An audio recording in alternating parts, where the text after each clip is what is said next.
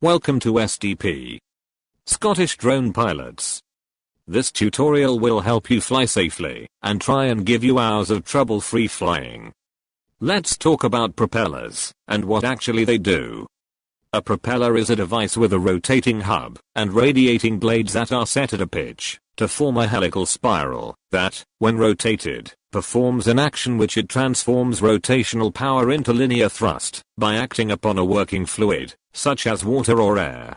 DJI propellers are optimized for best performance, and you should only buy genuine DJI propellers.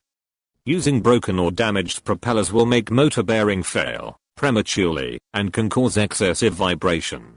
The purpose of your quadcopter propellers is to generate thrust and torque to keep your drone flying and to maneuver.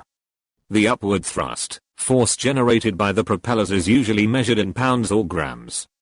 To keep your drone flying at a hover, the upward thrust needs to equal the weight of your drone.